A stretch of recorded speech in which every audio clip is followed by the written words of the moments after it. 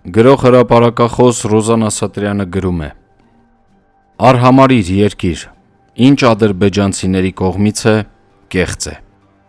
Ինչպես ես արհամարհեցի ABC մեդիայի ուրիշ կնոջ կենսագրությամբ դիտավորյալ թե պատահմամբ իմ լուսանկարը տեղադրելու հանգամանքը։ Նյութական աշխարհը միշտ էլ նենգ ճանապարհներով Սիմ փառքի գահին է նստել և դաժան է եղել նրանց պատիժը։ Անհատներ թե երկրի ղեկավարներ պատասխան են տալու, ինչպես տվեցին Էնվեր և Թալյատ Փաշաները, Ադոլֆ Հիտլերը, Սադամ Հուսեյնը, Չաուշեսկուն։ Հերթը Ալիևինն է։ Աշխարհը չի հանդուրժում կառավարման ստանդարտից դուրս եկողներին։ Այս գրառման առիթը 13 րոպեանոց տեսագրության մասին է,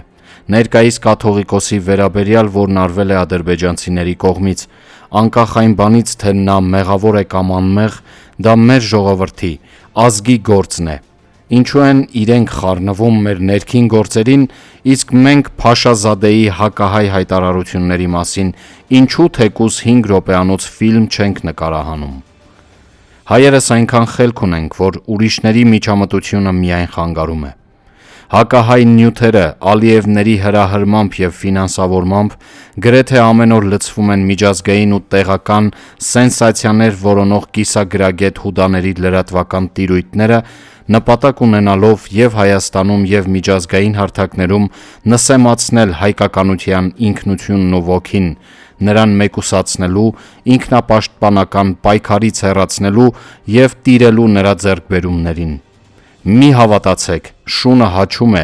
իր ներկայությունը տեսանելի դարձնելու համար։ Մեր կամքն ամուր է, մեր երազանքը իրականանալի։ Խաղաղություն նախաստորագրող Ալիևի երեկվա ելույթներին ընդառաջ։ Մի հրաշք լիներ, Նժդեհն արթնանար իր գերեզմանից ու լսեր, թե իր երկրի մասին ինչ են ասում և անում Իլհամ Ալիևները։ Ուժ, կամք, արիություն, համառություն և համբերություն տուր մեզ, հայի Աստված։ Մեր երկիրը սիրելու և արժևորելու կարողությունը բետոնիր մեր երակներում։